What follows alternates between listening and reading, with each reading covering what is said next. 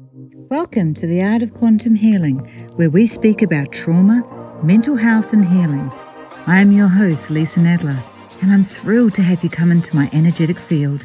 In this podcast, I will be sharing my own personal experiences to guide, teach, and help pave the way. We'll also be welcoming so many other divine souls who have overcome trauma and found happiness, health, wealth, and next level abundance through mind, body, and soul connection.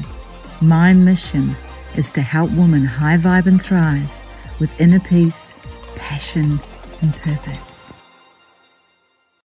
So welcome to the Art of Quantum Healing. Today I have a phenomenal, and we've already just spent the last 10 minutes laughing our butts off, guest speaker joining me today. And I'm really excited to introduce the beautiful Caroline Bellenger. Did I say your surname right? I'm terrible at surnames. Right. Awesome. And I'm just going to read a little bit of a bio about Caroline so you can get to know her as well and get to know a little bit more about her. And she's a phenomenal woman. I was reading your bio and I'm just like, I can't wait to get into this and really be in amongst your beautiful journey. And Caroline is a passionate life coach, motivational speaker, and creator of Be the Impossible. She's also the recent winner of the Gold Coast Woman of the Year Wellness Warrior. Caroline epitomizes the psychology of overcoming trauma through wellness and courage. From childhood sexual abuse to over 20 years of addiction and mental health issues, Caroline got sober in 2019. Yay! Since then, Caroline has achieved incredible success in life and business. A few of her remarkable achievements include representing Australia in the triathlon at 50. You don't even look 50, so well done for that as well. Climbing to Everest Base Camp and going back to university in her 40s. After a successful corporate career ended through workplace bullying at the age of 48, she took back her life by becoming a successful entrepreneur with several businesses. These included a thriving fitness studio and a life coaching business. Achieving entrepreneur success over a few years is a testament to her courage, determination not to allow her past or age to define her future. It's funny you say that, define your future, because my byline is your past does not define your future, you do. Oh, wow. So I love that. Welcome, gorgeous being. Yes. I love it. It's so true. Just that alone is so true. Yeah. Oh, absolutely. I think, so that's what I'm so passionate about is that, like, especially for women. And, and I will say men deal with it as well, but I can't speak really on their behalf. Not in this one. I could, but I probably wouldn't be very popular. But yeah, I think that's the main thing for me as I got older is going, there's so many restrictions and social conditioning that as we get older, we can't do things, that we're too old. And, and I've realized, oh my God, as I've got older, like I've just been able to create more opportunities and have more happiness and more success. And I love it. I love that journey of getting older. I think you come into your own when you're older. And as you said, when we were talking before, it's like I really don't give a fuck attitude anymore. So I'm just going to keep doing and whatever feels good, I'm going to do it. And it's just like you just surrender all the thinking what everybody else thinks and all that sort of carry on, all those different stories that you have going in your head. It's great. Yes. I love it. Yeah, definitely. But it takes work. To get to that point. Yeah. If you could just sit here and go, it was easier being from here to here and look at me now. Yay! Yeah. In between.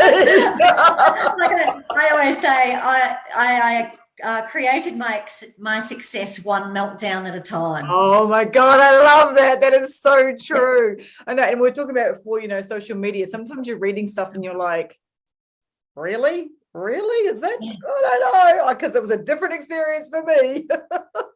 Yes. Yeah. And that's, isn't it like that whole don't compare? Yeah, really, absolutely. And that's really important, especially with social media. Mm-hmm. Everyone's experience is different. So and that's where, like, for me, like, I have, around my mental health or around, my life, I have like plan A to Z, because sometimes A works, sometimes Z works. Sometimes I have to use about 10 different things in between. Yeah. I I think call it my if we little get toolbox. stuck on one thing, Yeah.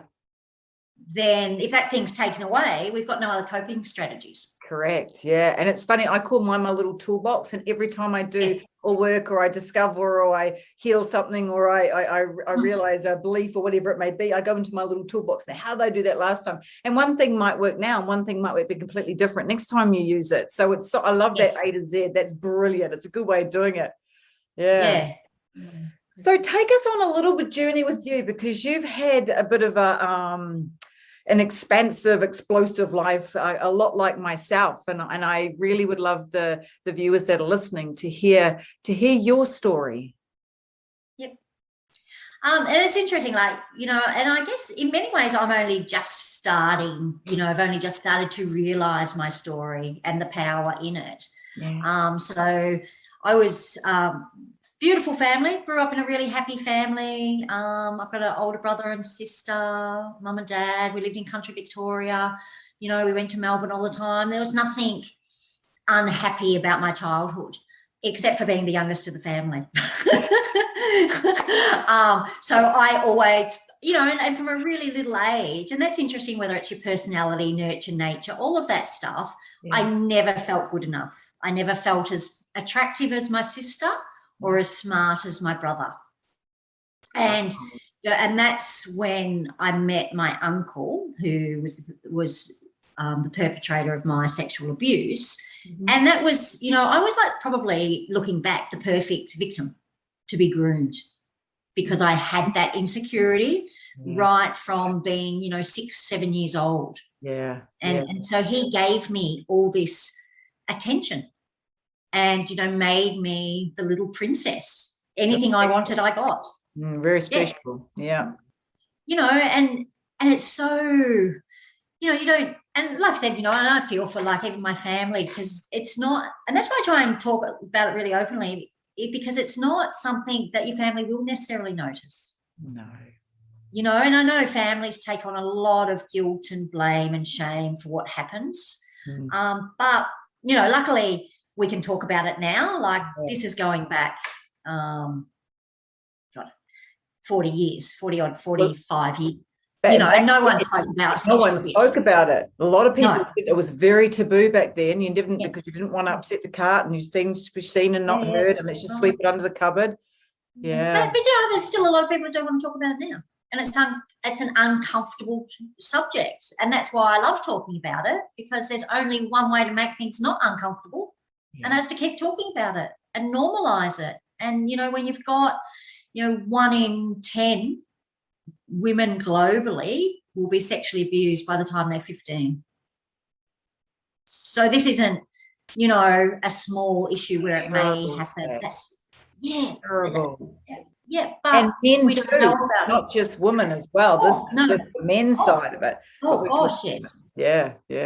So the abuse happened like from when I was like 8 till 16 when I was at university. So I went to, so it was, there was no like penetrative sex, but it just got more touching, more kissing as the years progressed. When I was at uni, so I went to uni to study. I wanted to be a vet. I really loved animals. I just wanted to be a vet. Oh, did you? I loved animals, but then I couldn't see them hurt, so I couldn't do it. I was like, no. I used to just bring every stray animal home, and we were the city people in the country town. So if there were stray lambs or stray rabbits or stray this, I'd bring them all home. Caroline, bring them home. I love it. I'll look after it. So I missed out by 1 mark in my HSC to do veterinary. I got into Queensland University, but their results came out early, so I missed out on a place. So anyway, I decided to do pharmacy because I didn't know what else to do. That my dad was a pharmacist. So I started uni at 16. My uncle used to come and visit me at uni, and you know where that became really like, it was like a trade-off, because he'd bring money and food, and you're as a poor student, you go like you would just, because I was groomed, there was that so mixed feeling about, does he love me? Do you know what? Like, am I still this special thing? And I guess, but once I got to uni, I found alcohol and boys. And God bless then, both those. yeah. And then I guess the whole concept of what was happening to me, though, started having a reality. A realization. As well. Yeah. So I did actually tell the university, like people high up because I lived on campus. Yeah. And again, it was just not okay there, you know. And it's interesting when you look back now. And like I said, people did what they did with what they knew to do. So I don't blame anyone for that, because it is, you know, I think there's not much point. Often people are only working to their capacity.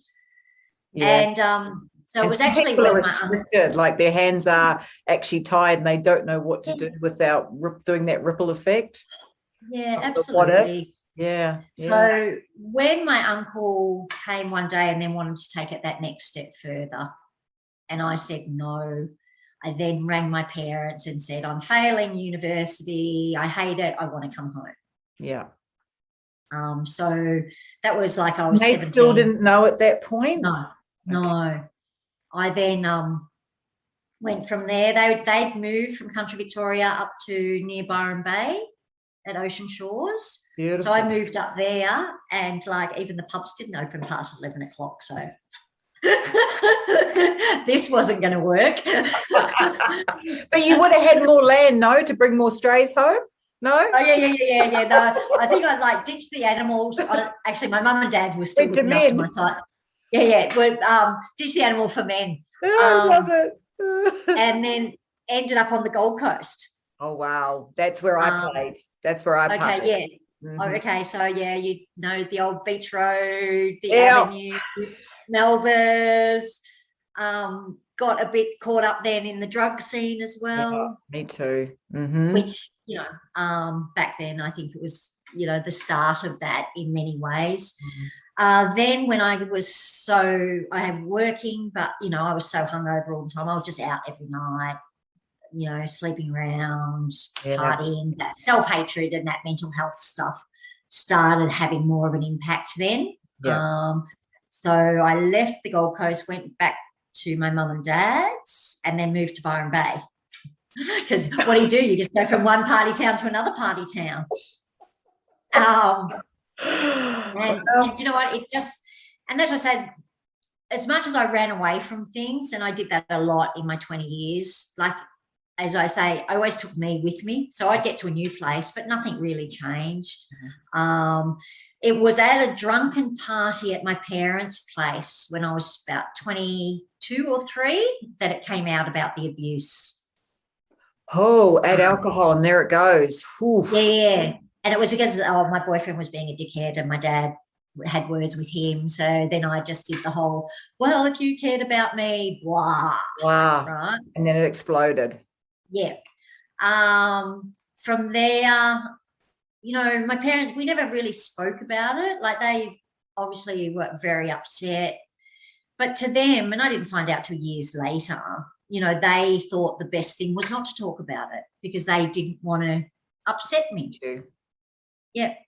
You know, and because it had happened years earlier, my uncle died around that time as well. But I was still expected to go down to see him in hospital. So it was all this really weird, messy stuff. And you know what? I still...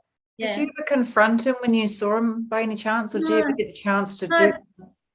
No, because I knew it was my birthday at the time and I knew I'd get a couple $100 birthday money. Yes. So I had these really screwed up things about money as well. Yep. I had really, really... so, yeah, for me... So the next 20 years was pretty much a hodgepodge of moving from Melbourne to Byron Bay, Gold Coast. I lived in Thailand for 18 months. I met someone there. I moved to America for a year and then came back. But, you know, it was just, again, I followed me everywhere I went. So through that time, I had like quite a few suicide attempts as well. So the self-hatred part was just and then the numbing and then the beating yourself up and the guilt. The guilt and all that. Self-medicate and spin cycle. Self-medicate a bit more. I did actually do a rehab for 2 weeks when I was 23. That was just after my uncle died and it all blew up. Right. And I actually went to Sydney, St. John of God rehab. And that was the first time I actually had 2 weeks. And first time I ever spoke to a counsellor, a psychologist. I think he was a psychologist about the sexual abuse. I stayed sober for a year, which was good, but then just something else happened. I started drinking. Trigger went off. Yeah, it went off, and you know. Did you do much healing in that year that you had with when you were sober? Yeah, look, I was living in Byron at the time, and Byron was a beautiful spot back then. I don't have the same feeling about it now. No, it's definitely changed. But you know, yeah, I used to do a lot of like Tai Chi. I still went out all the time. I just drank red lemonade. Oh, I love it. So you did a lot of mindfulness, a lot of meditating. And I remember, I was so into Louise Hay back then. Oh, I love that. Well.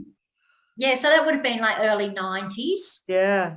Yeah. So yeah, I definitely developed really good skills then. But once the alcohol came back, that sort of just that one trigger, isn't it, that can just cause that reaction, and then you just go back into your old ways of being. Yeah. Incredible. Yep. So gosh, like I said, lots of stuff happened around all through that. I then came back from the States, moved back to Melbourne, and then within, I'm going to say within 7 months, I was 5 months pregnant.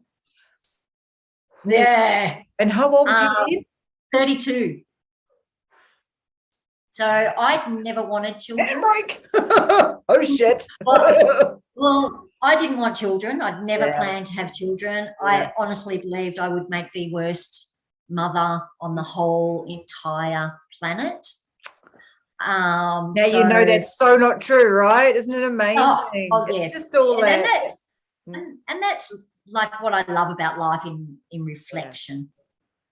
So I actually found out I was 5 months pregnant at an abortion clinic.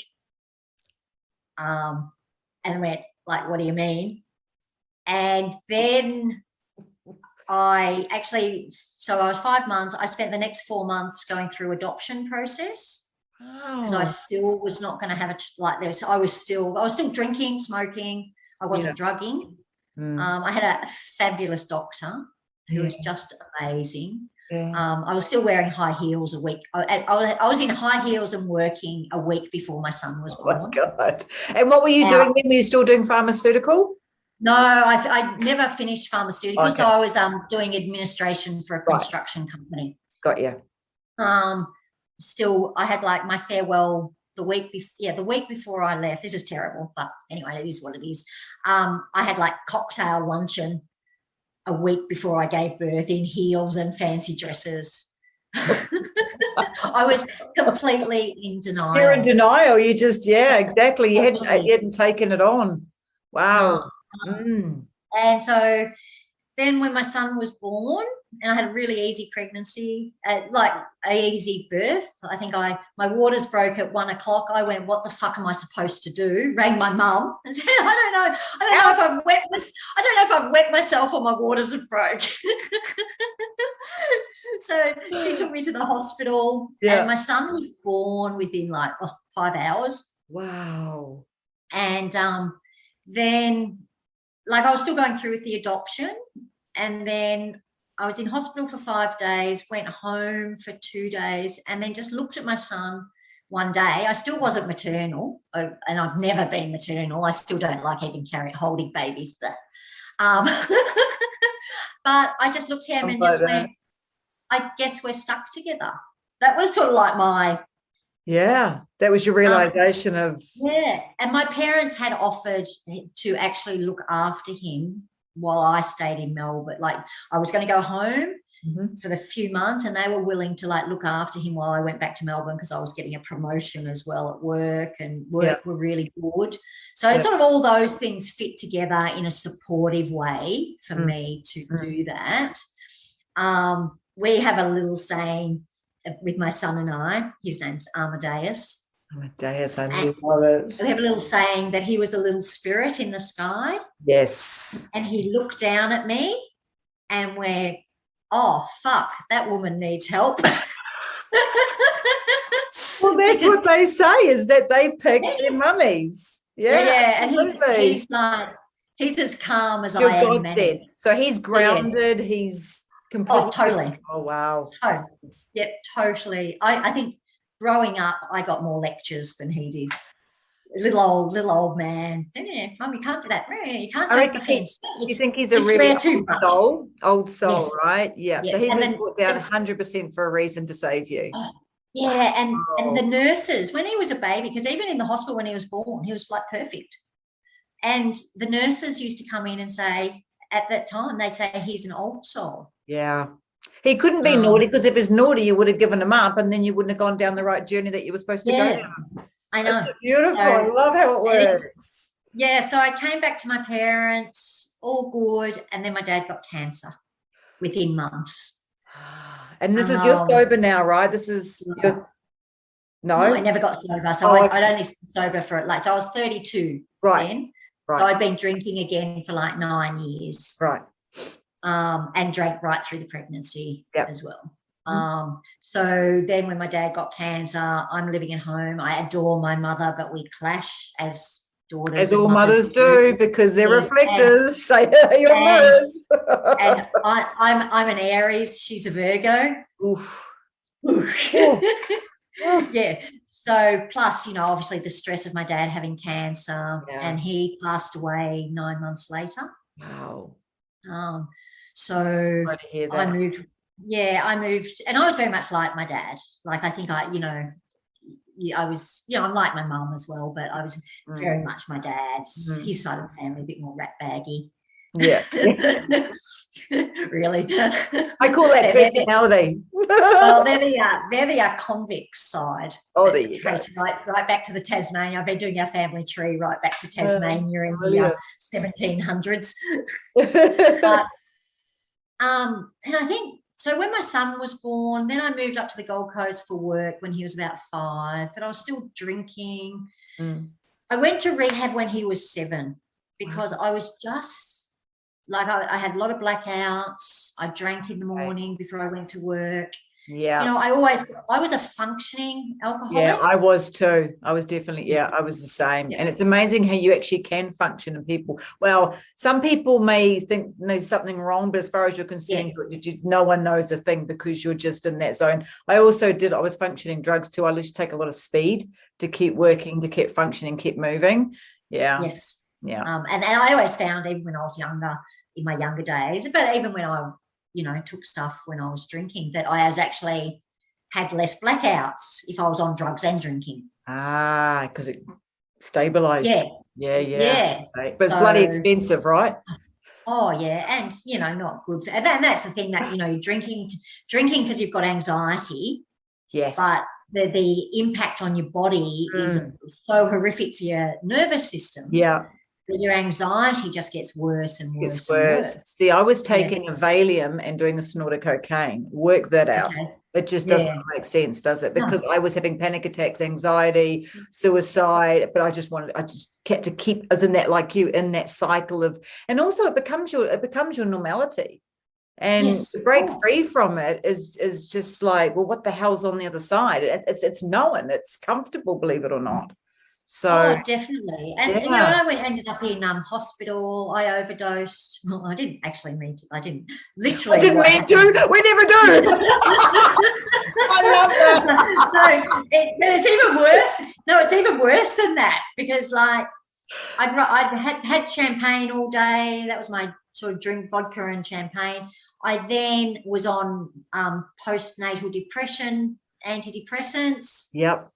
So I ran out of champagne and thought, they make me feel happy, so I'll just take more of them. And then it wasn't until a friend, I was on that, God, and do you know what? That was, I reckon, like the first when you could actually Skype, I reckon. So we're going back 15 years, 16 years, and chatting to a girlfriend. She's in Perth, and she rang the ambulance. She watched you go down. When I told her what I'd done. So they came, and I'm like, oh, no, I'm fine. I remember it as clear as day. Next minute. They ended up going, I told them what they'd taken, and they said, we have to take you to hospital now. Yeah. I went, oh, okay. So my son came with me, but it was It's funny. amazing how in denial you were even at that point. No, I'm fine. You know, I kept taking a thing full of pills and alcohol, but no, I'm fine. I'm fine. Yeah. Fine, yeah. Numb. And I think you get so resilient to the impacts as well. My son still remembers that as one of his favourite days because he got to go in an ambulance. Go in an ambulance. But like I said, Mr. Calm, but that's part of him. He's so chilled, even as a child. Just sitting there. While there's chaos going around, he was so centered and going, oh, look, ambulance, this is fun. Where other kids would be storing trauma in their body from, oh my God, what's happening to my mum? Panic, panic. Let's go into victimhood. Isn't it funny how your body just keeps giving, even when you just do that to it? It just keeps giving to you and keeps giving to you and keeps giving to you. It's just incredible, isn't it? Yep, definitely. So then that was the start probably of my realization that maybe it's all getting a bit too much. You know, and I had this absolutely beautiful, beautiful child. Like I couldn't have asked for a better child. And, you know, I'm being biased, but like I get that comment a lot. He chose you, baby. Yeah. So that's when I ended up doing a 6-month rehab, residential. 6 months. What does residential mean? Does that mean that you do it in your own home? At their place. So I was locked. I was away from my family for 6 months. Oh, that's a big rehab, babe. Yep. And that's like 6 months is the minimum. Some stay longer. And it was up in Southport, Goldbridge, right? And it was reasonably brutal. We had drug courters come from jail to do their rehab there instead of jail, and they went back to jail because it was easier. Shit. So it was really strict. Yeah. So it was like a therapeutic community. Ooh. Yeah. And cognitive behavioral therapy. So basically, what sort of things would you do? We'd have to do work crews together. Because if you've got, so there was on average about 20 addicts living, and we shared rooms. So there'd be like 5 of us in a room. We'd have to do work crews together, cook all the meals, you had different gardening crews, all that sort of stuff. So it was no vacation, sitting there with your feet up. And you could imagine the attitudes of people in there. Yeah. So there were arguments all the time. So then it would be, and we'd have sessions then about people saying, well, you've done this and you've done that, and you had to respond. And if you tried to justify stuff, that's what they love about the therapeutic community. So it's actually the community that keeps you honest. They call you in your bullshit. Yeah, because they're all addicts. So you can't get away. You can't manipulate, you can't justify, you can't get anything. Damn it! Yeah, it's not like going to your counsellor and saying everything you think your counsellor wants to hear. You just got called on it. So there's mirrors everywhere too to what you're going through. Like people will be talking about their stories, and you will be getting triggered, saying, "Oh, geez. Totally, yep." And you weren't allowed. You weren't allowed out. Like we had like 1 hour out a day. We weren't an hour of TV. We were allowed to make 1 phone call a week in the first month, and each month you got more freedoms. Yeah. Okay. Yeah. Yeah. It's a bit like COVID. So I'm used to that. I'm used to that. Oh, what can I? If I behave, what level am I on? Yeah, what level am I on? And that's what it was. It was levels. I went, okay. Wow, that would have been tough. You know what would have been the toughest thing is seeing everybody else saying their stories and realizing that was the bullshit you used to feed yourself, or that was the story that you used to tell yourself, or that was how you used to manipulate, or that would be really an emotional roller coaster. Yeah, and especially as you progress through, you would be then a mentor for someone coming in. And then irritated by the new people that come in with wake the fuck up. But then also that thing of, oh my God, that was me. That was you. And seeing their hurt. Oh. Yeah. That was big. So then we did AA and NA as well. When I got out,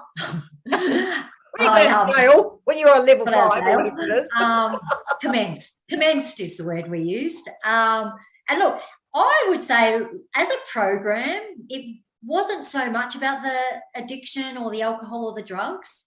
It was very much about behaviour based. Yeah. And why it was so strict is they say they swing the pendulum up here. Yep. So you're over here being crazy and then string it here to thing, and eventually it meets in the middle somewhere. Balance. Yeah. Come into balance. And that's why it was so strict. And that whole concept that it actually takes minimum of 6 months to rewire your brain, to make those behavioral changes a bit more automatic. Yeah. I mean, for when you're changing little habits, it doesn't take as long. But when you're changing something that is your whole personality, your whole programming system, rewiring your neurological pathways and everything in between, it's a massive job. Like, and we're still doing it, right? Like, I know for me, I'm still going down the different, because I changed one addiction for another. And then it's just like, And you're constantly, and I know, like, when I'm most, and I know myself so well now. That's what I love. Yeah. So when I'm tired, yourself on your own bullshit. I hate that. So you can't, like, when I'm tired. I know when I'm tired and stressed. And I've been through some horrible situations sober. Yeah. But that little thing comes up, and it eventually gets to, like, my core issue is I'm not lovable. Yeah. Right? Yeah. And as soon as it, like, spirals down to that, I go, oh, fuck, where'd you come from? Yeah. Because it gets very sophisticated. It's your little ego. It gets so sophisticated. It's a crap little bastard, isn't it? Yeah. And like I said, it's what I've learned, though, in being sober is, talking about that. Okay, so I haven't tried to change myself. I've learned to love myself just as I am. I know I have these quirky behaviors that are unhealthy, so I have to manage them a bit better. Yes. Because I think what I've seen where people do, I'm not going to say fail, but don't work it out, is because they put too much pressure on themselves to be perfect or to get it right. Yeah. Whereas, I'll do things and go, damn, manic, and I'll just come away and go, could have done that a little bit better. Yeah. Oh, well. Everything's a lesson, right? It's not a thing to beat ourselves up for. It's to look back and go, okay, so that was a situation that I could have actually handled a lot better. And next time, what are the lessons I can learn from that? Or, like when you meet people and you see something and you react, and then you're like, okay, so what's the mirror inside of me that I need to look at that I'm not looking at? It's like, what is it about them that is something I don't really like about myself? Yeah. And I think, and that's that whole journey of, and I like to call it even now self-responsibility. I love that. Because, we're so used to blaming other people or justifying, and even in good things, I've actually had to learn, because I don't actually like being a center of attention. Like, people would think because I'm quite animated and with friends and people I know, when I'm talking about stuff I'm passionate at, but I'm actually quite reasonably introverted, and I don't like attention. I like to give, but if someone says thank you, I'm like, brush it off, so I've learned saying, if someone says, oh, I love your dress, I go, oh yeah, I got it for $10 at Kmart. Yeah, learning the art of receiving's really hard. It's very hard. Yeah. And I think that's all about that self-worth. Yeah. So, and I think that's where, through my journey, is learning, and what I like to teach now is, start with yourself. And especially, like, I got into the fitness industry. So when I got sober, I still had a lot of mental health issues, because that doesn't go away. I went to AA, and then I've always played sports. I've always been active, but I've never been a runner. So I took up running. So that became your addiction? Yes, became my addiction. But it also became, I could go to AA, which I find really depressing. Or I can hit the road. Or I could go for a run. Yeah. Which makes you feel really good. Yeah. So after about a year and a half, I went, you know what? This is working for me better than AA. Yeah. And it still works for me now. I'm having a little bit of, since COVID, I've had a little bit of a struggling with my running mojo. So I'm just working towards it again. But I still feel good when I do it. Yeah, you do. Like, when my husband's a PT, and we've actually, from where I'm sitting now, is about 10 steps is our gym. So I don't really have an excuse, but I'll try to find one because that's that justification not having to do it. But I love it. If I don't work out in the morning, I just find that I'm just not grounded. I'm not in my body. I'm not feeling, I haven't released that stale energy from the night before. And I'm just not in my mental state just isn't as good. I have to work out. I have to do some form of exercise. Yeah, I absolutely believe. So when that all happened, I was working in corporate. That got all corporate-y. Yeah, congratulations for leaving corporate. Yeah. I also lost my brother to cancer around that time as honey, well. I'm so sorry. Yeah, and he was just the most beautiful, amazing man. Like Order of Australia in the Air Force, a roulette pilot. Just incredible. 45. He left a legacy. Yeah. But I think, and the lesson again, bless him. He must have been needed for something important. Yeah. That's young. But like I said, for me, I've learned to take, what do you take away from things like that? And so that is, never put off stuff. Just go follow your heart, follow your passion, just do whatever as long as you're not harming anyone else. Yeah, I love that. Go and do your make thing. You feel good. You don't know what's around the corner. And then it also works in a fabulous way because it actually removes anxiety. Because if you're not worried about the future and you're just doing stuff in the present, it actually is really beneficial for your mental health. Yep. So because of that exercise connection, I then left corporate, opened a gym. Well, I opened a gym and then I left corporate. Yep. But then I got into the fitness industry and went, oh my God, what is this? And then off you went.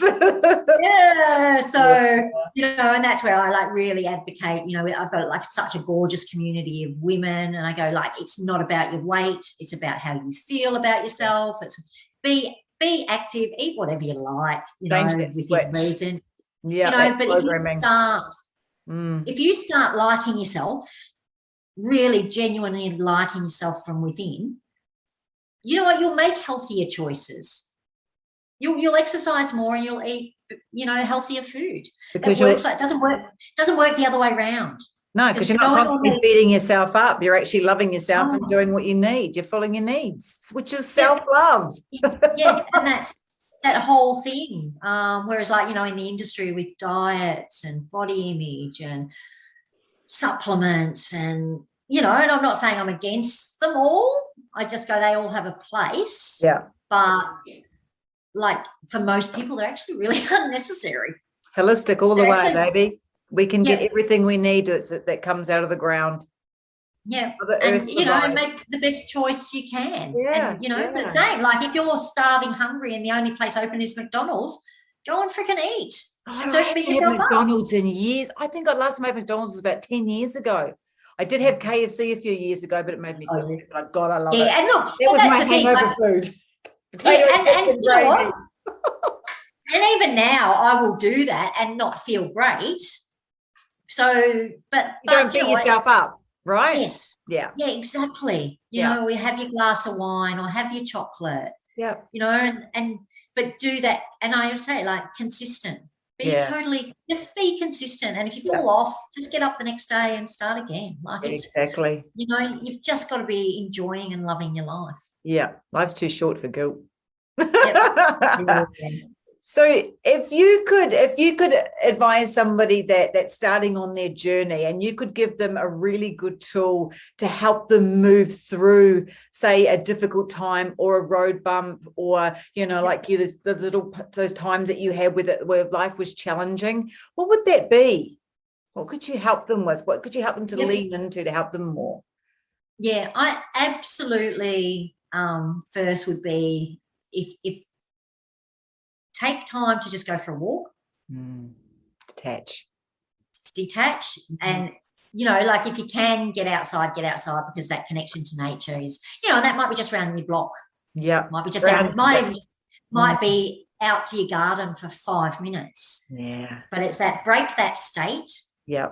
Just break that state that you're in. And I do that because I feel myself when I'm in that mode, it's like I've got an elastic band in me and I'm going to snap. And I know to break that state, I just need to walk outside. Yeah. And do you know what? I think one of the biggest things I've realised, and I would say to people, is, does it serve you? And that means people, places, things. Because if something's not bringing you joy, just get rid of it. You know what? It sounds brutal, but it's the best thing you can do, and it is actually so simple. And we get caught up in but how will they feel? What will they think? What will they do? If I say no, they actually don't care if you say no.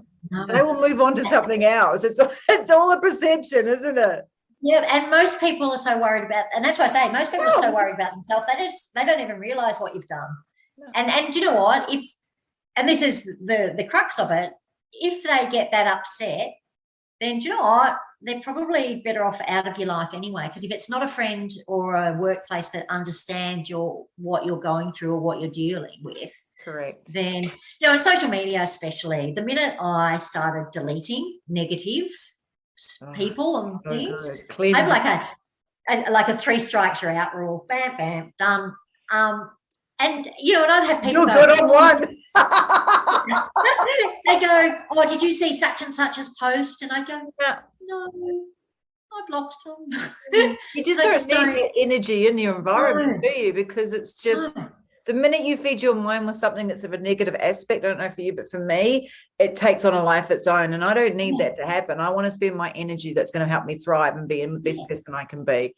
Yeah. And I think an important thing like that, because obviously, and obviously when we're passionate about stuff, there's stuff where your energy is going to be higher and it's going to be a bit more passionate. It might be a little bit negative to some people, but I always go, if you are going to do that, and and I do that a bit on certain things, whether it is like the health industry, the fitness industry or that stuff, and I can get a bit or my usual politicians. But always finish with a solution. Yes. I love that. I'm angry about this, or I'm frustrated about this, or I'm having a bad day. But do you know what? I'm just going to go have some gratitude, or I'm going to go for a walk, and I know it'll all be okay. I love that. It's a step away from the trigger. I love it. Yeah. But acknowledge it as well, because I think, I think from the Louise Hay days, going back to that, and especially growing up in Byron, there was this and there's been this myth that everything's, if you just stay positive, everything will be okay. And the pressure for everyone to just post positive stuff all the time is, or positive quotes. It's building a false pretense around how life actually is. You actually need to feel to heal. You actually need to go in there and feel it and understand it and observe it. Yes. Yep. And that's the thing, again, feel your emotions, be okay with your emotions. And do you know what? I spend days in the fetal position on the couch eating chocolate, bawling my eyes out. Absolutely. And you need to. On a sad movie. Transcending it all instead of bottling it up. I love it. Do you do what I do? You find a really sad movie and you put it on? Yeah. And then absolutely, when you feel like you've done, you put on your happy movie. I've got a sad and a happy movie. I do the same thing. And then when I really want to feel like I want to travel and I want to get that out, I put out Eat, Pray and Love, because I just want to feel it, because I love that woman. So I think be emotional. And I always do, when I have a really challenging situations, I call it a grieving stage. And allow yourself to have it. It might be something even smaller than, it doesn't have to be around death. It could be, a breakup with a friend. It could be someone saying something nasty to you. In my head, I'll go through, sadness, anger, frustration, acceptance, over it, move on. I love it. I do that. And I can do that in 24 hours now. Yeah. So I've got it down pat where bam. Yeah. And 24 hours I've done. Gone. Yeah. And you've released it and it's moved on. I do that with potato chips when my bag's finished. It really pisses me off. I love I don't do them often. I love that. You're right. You've got to feel it to process it. You just do. And that's you right. So many people are taught and they see it. They're like, oh, I'm like this. And then I just got into my happy vibration and love and light. And no, that's when I do that. No. Feel it. Understand it. It needs to be seen. Needs to be. Well, and that's, and it's good. For me, I know that, for me to ever pick up drinking again, that I look at my drinking, I go, I'm lucky to be alive. Yeah. As simple as that. So it is a life and death decision for me. So I also have to be really aware when my mental health is at a very stressful point, and life happens. So it's going to get stressful at times. But I have to also understand that I can't afford for it to keep going that way. Yeah. And I have to do something about it, but acknowledge it. Yeah. And that's okay. Yeah. It's okay. That whole saying, it's okay to be not okay. Just don't live in it. It's a gift. Yeah, I love that. That's so true. So true. So if you could give yourself, your younger self, the younger version of you, one bit of advice, what would it be? My younger, I would have, well, I don't know, I wouldn't, it's an interesting, I have a really, I'm very passionate that I don't regret one thing in my life. Me too, yeah. Very, and I really hold to that, as people will say, even the abuse, and I go, no, because I wouldn't be me. And you wouldn't be able to help women with it. You wouldn't be able to help other people through it. Yeah. No. So I don't know that I'd give myself any advice. I think I did perfectly. Yeah. I would, but another girl my age, who's that age now, I would say to them, I always say, you're enough just as you are, and talk to someone. Yeah. I think the biggest thing is talk to someone, because there's, and keep talking to people, because that first person might not be the right person. Yes. And that's okay. Yeah. I think it's an important message to go, that's okay too.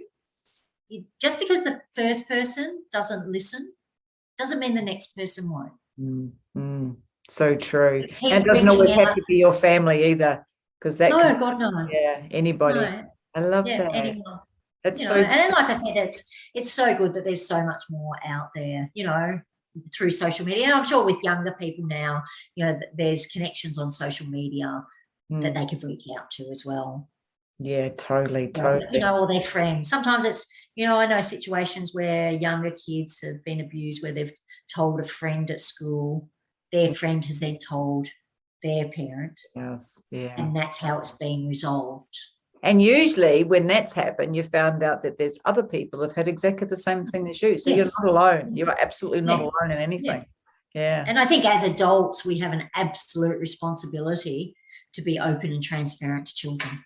Yeah, I agree. 100%. We hide too much, and let them. There's one thing I would actually like to tell my younger self, is to allow myself to process the emotions, to kick and scream, to yell, and to feel it all, and to really witness yourself. Yeah. Doing it. Yeah. Beautiful. Oh, is there anything else you'd like to say before we sign off? Beautiful. Oh no, look, I just, I wish everyone well on their journey. And I just go, I'm really passionate that we all deserve to be happy, and whatever that happiness means for you, because again, there's no one hat fits all. We're all perfect as we are. We sometimes need a few little tweaks. Or a lot. Or a lot. Yeah, sometimes we need a lot. But, depending on the time of the month. Yeah. I'm going through perimenopause. So, but sure, at the end of the day, it's like all the COVID stuff and all this stuff, it's going to be okay. Yeah. And I think trusting that if you'll just do what you can, do the best you can, it'll all be okay. Yeah, I love that. That's a beautiful way to say goodbye. I love that. That's gorgeous. So true. It's really hard to actually even embody that when you're going through it. But if you can just, as you say, and you do the beautiful tool of just stepping away. And even if you have that in your mind, it's going to, even this moment, and this breath, it's going to be okay. Because you're always taken care of, and 100%, always taken care of. And you only have to everyone pretty much has got a story. And, people have. And you know what? Up until this point, you've survived all of them. So, just hang in there. You'll survive this one. Yeah. Talk to your friends, reach out, friends, family, professionals, someone. Don't do it alone. Don't do it alone. No, don't. I think that's important. Don't do it alone. Community is so important. I love it. Yeah, and most people care. Yeah, they do. They so do. Yeah. Oh, it was so beautiful to talk to you. Thank you so much for lovely being part of the art of quantum healing. I have adored it. I've just been smiling the whole way through, and I love your energy. It's just been gorgeous. It's been great to talk to you. Thank you so much for doing us the honor of sharing your story as well. We really appreciate it. Pleasure. Yeah. All right, my darling. Well, you have a magical day, and see you later to everybody that is listening. And if you want to contact Caroline, underneath her the whole time's been her social media tag, so you'll be able to contact her. And in the bio is all her information. Go and check out her website and see what else she does and what other amazing things she's accomplished. Oh my God, far out! I was reading it, going climbing Mount Everest. Holy shit balls! That alone. Oh yeah, that was a funny story. Another time, zenning around a mountain. I should have read the brochure. No, that's rules. We don't do rules. No, I'm just going to zen around a mountain for 2 weeks. Perhaps not. All right, then, gorgeous. Thank you for being on. Thank you so much. Take care, everyone. Bye.